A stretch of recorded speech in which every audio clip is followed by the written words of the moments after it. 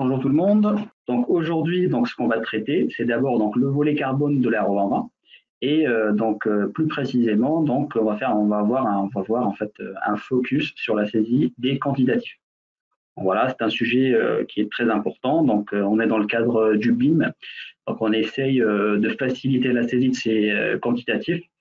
Voilà, donc Archivisar a ses propres approches pour faire ça et aussi on s'efforce en fait à améliorer nos moyens chaque jour. Donc voilà, aujourd'hui je vais vous présenter ce qu'il y a, ce qui est possible de faire et comment en fait justement saisir ces quantités et associer des données environnementales à ces derniers. Voilà. Donc je me présente rapidement pour ceux qui ne me connaissent pas.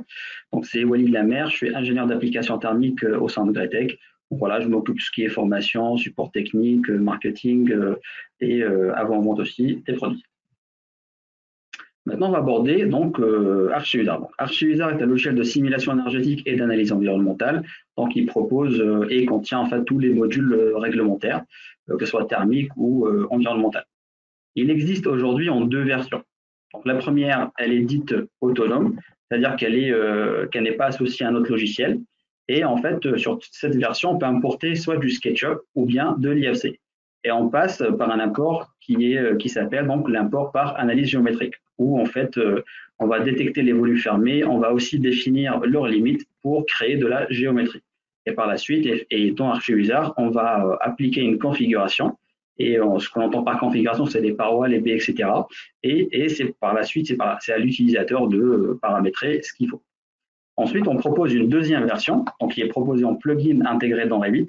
Et cette dernière propose deux modes d'import. Donc, le premier, c'est par analyse géométrique, donc ça revient à faire la même chose qu'avec la version autonome. Et le deuxième, c'est un import BIM qui se fait uniquement dans Revit. Par contre, pour réussir cet import, il faut respecter quelques prérequis de modélisation. Donc là, je les citerai rapidement, mais il s'agit principalement de créer des pièces ou des espaces là où il y a des volumes fermés qu'on souhaite étudier thermiquement.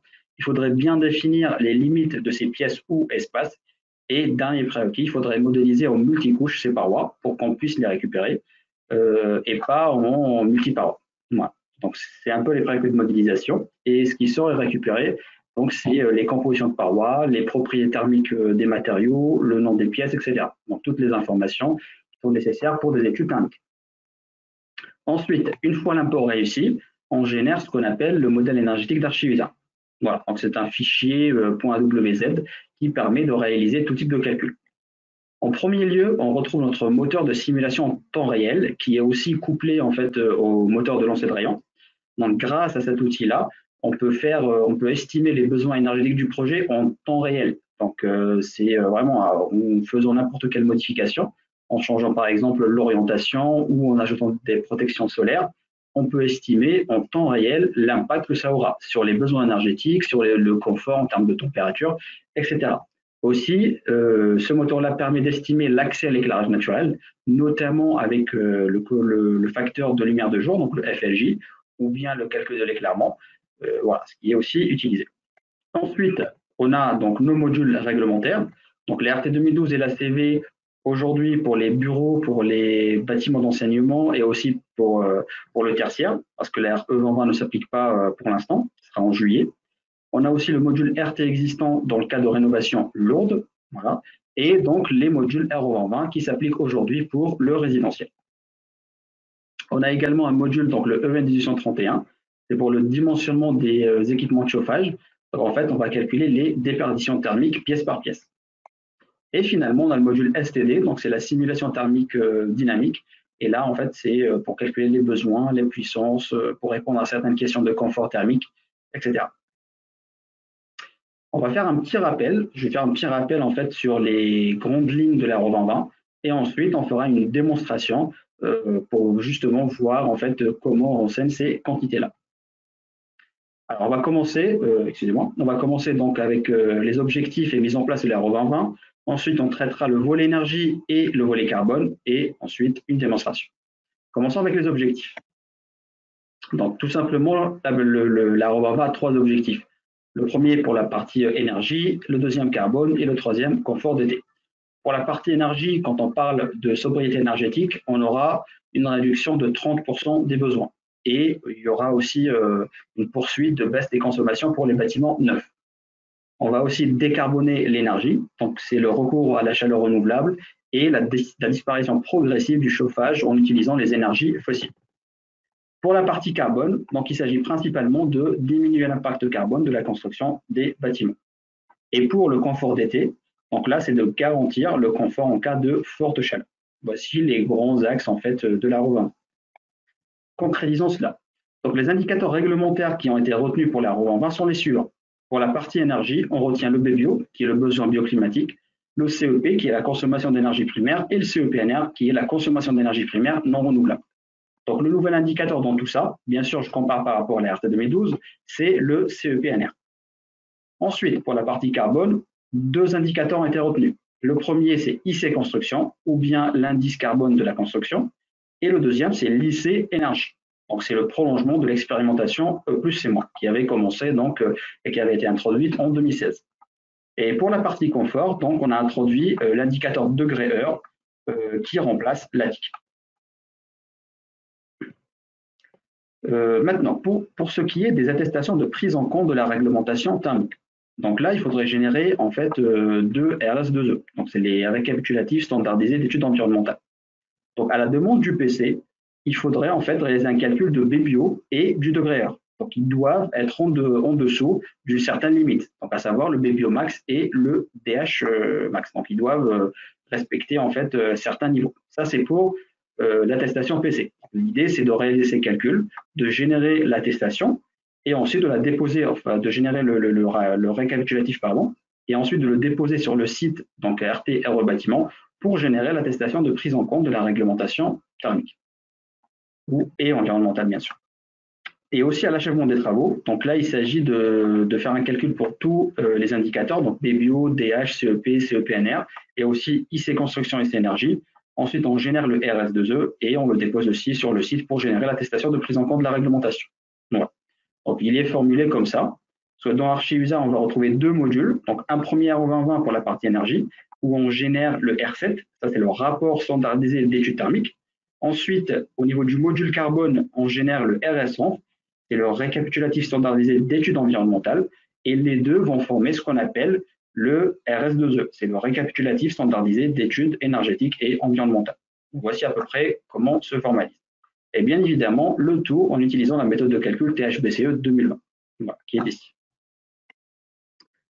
Allons un peu plus dans le détail sur le volet énergie. Alors, quand on parle de BBio ou bien de besoins climatiques, on parle d'un indicateur qui est sans dimension, donc c'est bien évidemment des points qu'on calcule. La RE2020 entend réduire en fait ses besoins de 30% sur les bâtiments neufs. Et pour ce calcul, c'est la même formule qui s'applique que ce qui était en fait dans la RT 2012. C'est-à-dire que les besoins bioclimatiques se calculent de la façon suivante. Donc 2 fois le besoin de chauffage, plus 2 fois le besoin de refroidissement, plus 5 fois le besoin d'éclairage. Voilà. La nouveauté, c'est que même si on ne déclare pas qu'on est climatisé, il y a une prise en compte systématique du besoin de froid. Et ça fait, on va dire, ça fait quand même exploser le BBio, si on prend ça en considération. Pour la partie CEP, ou bien consommation d'énergie primaire. Donc, les 5 usages réglementaires déjà présents dans la RT 2012 donc, sont maintenus, donc chauffage, ECS, etc. Ce qui est de plus, c'est les déplacements intérieurs. Donc, c'est tout ce qui est déplacement des occupants. Et là, on entend tout ce qui est nécessaire par l'électricité consommée par les ascenseurs, les escalators, aussi par les parkings, donc tout ce qui est éclairage et ventilation, et aussi la partie éclairage des parties communes, comme on peut le voir ici. Donc ces 5-là, c'est les 5 usages réglementaires, et les nouveaux, c'est l'ascenseur, parking, etc. Alors ce qu'il faut retenir, c'est que le calcul du CEP comptabilise uniquement les énergies importées, qu'ils soient renouvelables ou pas. Et la grande nouveauté de la RE2020, c'est que, en l'absence de système de climatisation, il y a une prise en compte d'un forfait de consommation de froid en cas d'inconfort d'été significatif.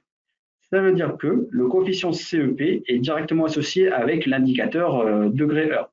Donc, si on n'est pas totalement dans le confort, en fait, il y a un forfait froid qui s'applique. Et ça aussi, c'est une nouveauté.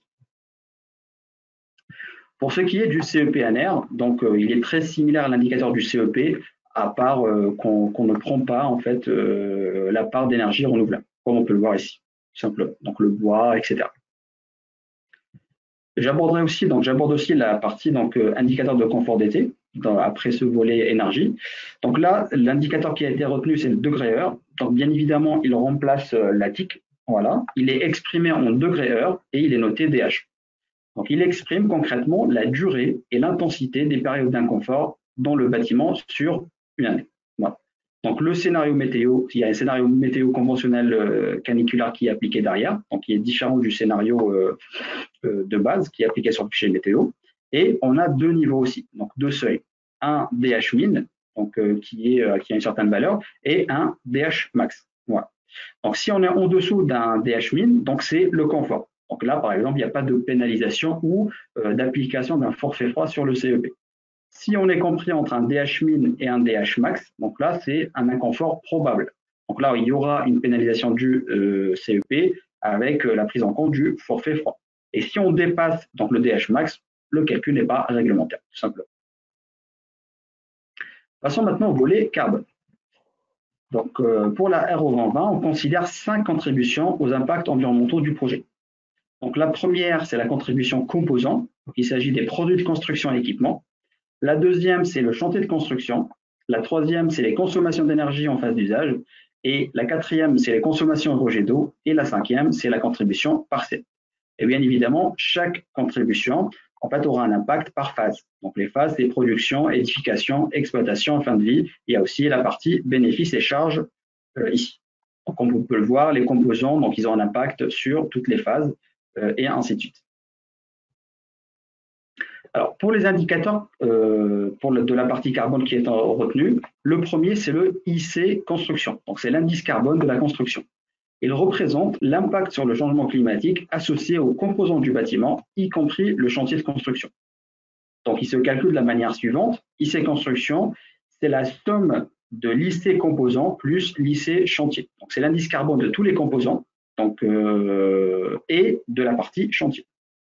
Alors, le seuil max, l'IC construction max, il se calcule de la manière suivante. Il y a un coefficient, donc une valeur moyenne, multipliée fois une série de coefficients de modulation, donc par rapport à la surface des combles, à la localisation, etc., etc.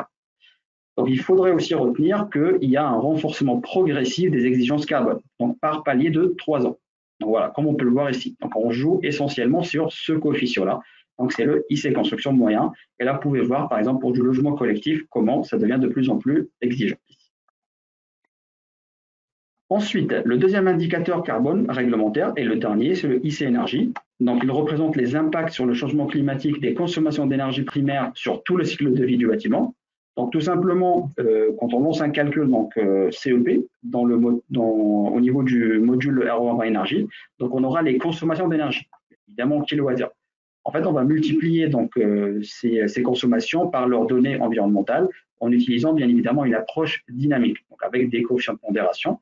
Et à la fin, donc, on aura l'indice construction de l'énergie, l'indice carbone, pardon, de l'énergie. Voici comment le seuil IC énergie max se calcule. Voilà, c'est un peu de la même manière. Et il y a aussi un renforcement progressif des exigences carbone. Voilà, donc c'est tout ce que j'ai à dire pour la partie démonstration. Maintenant, on va voir directement sur le logiciel. Donc, voilà. Donc, je fais un petit rappel pour ceux qui ne sont pas familiers avec l'interface d'Archiusa. Donc, en tout premier lieu, ici, on retrouve donc le bandeau bas. Quand on déroule la moulette ou on clique sur la flèche, donc on retrouve quelques indicateurs et résultats du moteur esquisse, notamment les besoins énergétiques qui sont ici, et aussi quelques notions de confort, donc le taux d'inconfort, les nombres de degrés qui dépassent certaines températures, etc. Ensuite, au niveau, donc ici, on retrouve le bandeau gauche rétractable. Donc ici, on retrouve quelques options d'affichage. On peut gérer les options d'affichage et d'enregistrement. Et aussi, on peut choisir les modes de sélection. Ensuite, on a le bandeau qui est ici. En premier lieu, on retrouve le menu projet. Donc, c'est ce qui nous permet de gérer en fait les variantes du projet, comme ce qu'on peut le voir ici sur ce projet-là, là où on peut comparer en fait plusieurs variantes, que ce soit des équipements ou des variantes carbone, etc. Donc voilà, au niveau de chaque calcul, on peut voir une icône ici qui s'affiche pour dire qu'il y a bien évidemment un calcul qui a été lancé et qu'il y a un résultat derrière. On a aussi les données administratives qu'on peut compléter pour l'ensemble des modules réglementaires. Ensuite, on a le menu environnement. Donc, c'est pour faire de la topographie simplifiée ou pour choisir le fichier météo, ou bien pour gérer les objets qui viennent de la bibliothèque. On a aussi donc le menu modèle. Donc c'est lui qui permet de paramétrer tout le bâti. Donc ici, on peut définir des zones qui sont bien évidemment définies par des usages. On a aussi l'onglet bâti pour l'inertie, le configurateur des parois, de baies, de ponts thermiques, etc. Ensuite, ici, nous avons tous les outils d'analyse solaire et de simulation d'éclairage. Donc ici, par exemple, on retrouve les cartes d'éclairage. On peut créer une carte par pièce et estimer le FLJ ou l'éclairement. Ensuite, on a les modules réglementaires, donc RO2020 énergie, le RO2020 donc carbone.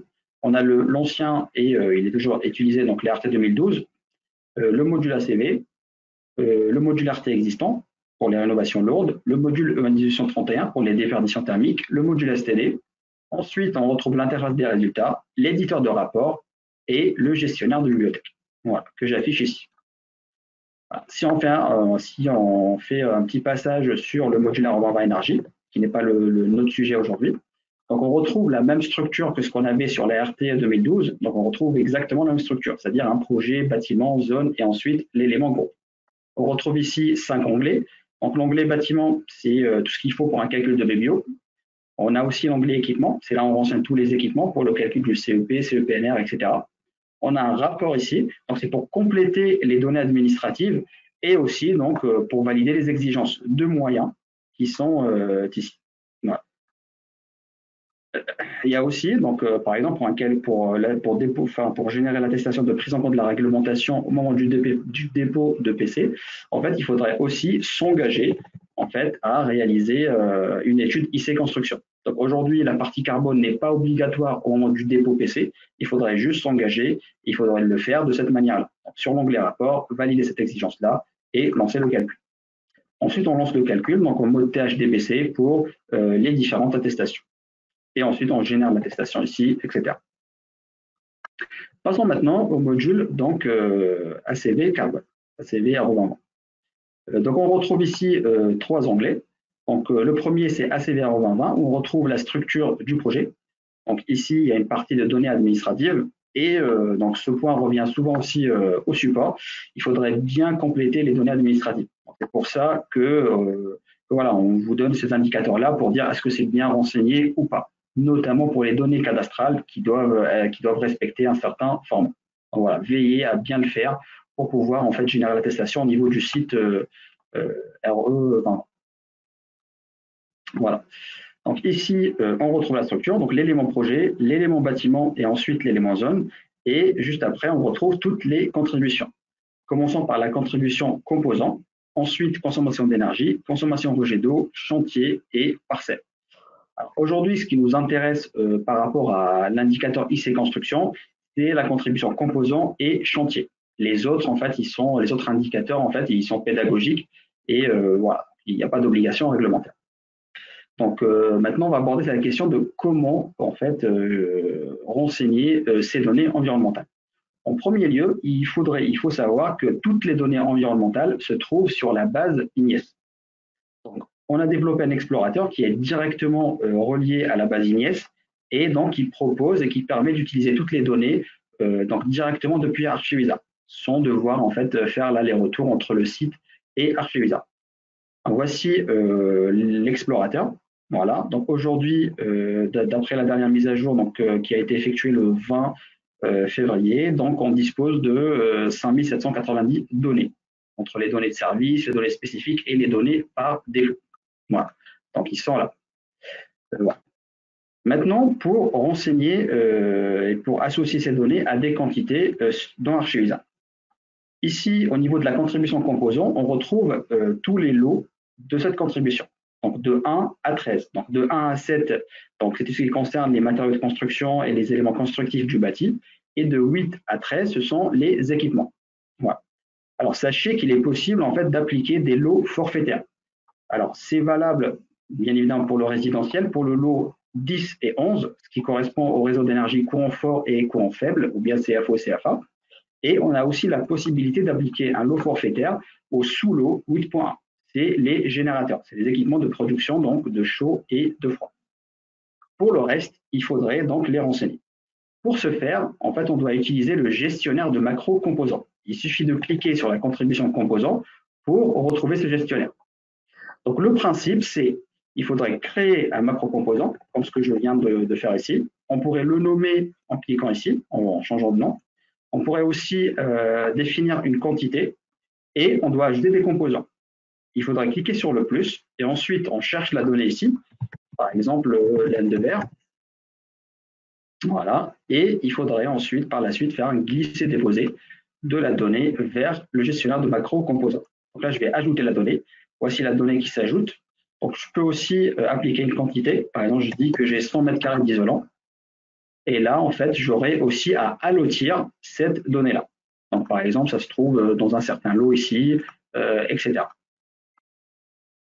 Ensuite, donc, cette donnée va automatiquement se retrouver ici. Voilà, donc elle va se classer. Donc, la première méthode de saisie, c'est vraiment de faire tout à la main, on va dire, c'est-à-dire de renseigner chaque composant et ensuite de l'allotir.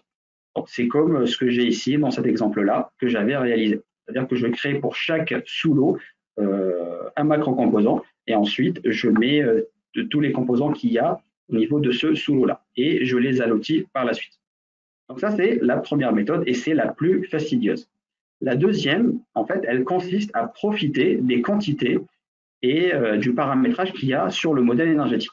Donc, puisque on a déjà des compositions de parois et on connaît aussi leur quantité, que ce soit les parois ou les baies, donc il serait aussi intéressant de profiter de ça, de cela.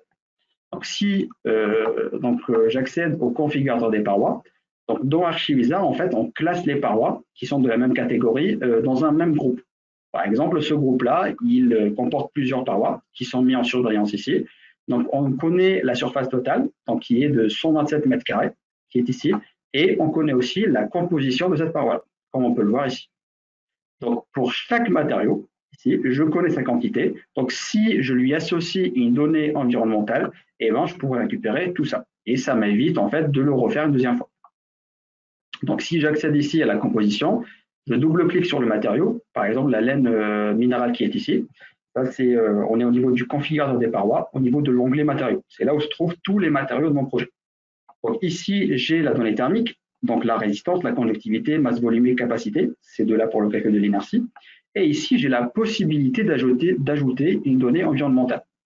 Donc ici, je peux lancer une recherche donc directement sur la base INIES avec le mot laine minérale. Ici, je retrouve ces trois-là. Il suffit de faire un glisser-déposer donc de l'explorateur vers cet endroit pour en fait ajouter une donnée environnementale à ce matériau-là. Et l'idée serait de faire la même chose pour tous les matériaux qui sont utilisés sur le projet. Par la suite, il faut revenir sur le module R2020. Il faudrait aller sur l'onglet Options et il faudrait cocher Utiliser les quantitatifs du modèle énergétique. Donc, je le fais. Si je reviens au module ACV, à l'onglet ACV R2020, au niveau du gestionnaire de macro-composants, là, vous pouvez voir en fait qu'il y a des macro-composants qui ont été automatiquement créés. Et là, il y a le chaînon vert qui est lié pour dire en fait qu'on a bien récupéré des données du modèle énergétique. Et c'est comme ça en fait qu'on récupère des données du modèle énergétique. Après, certes, cette approche n'est pas complète parce qu'en fait, il n'y a pas tout ce qu'il faut renseigner au niveau du modèle énergétique.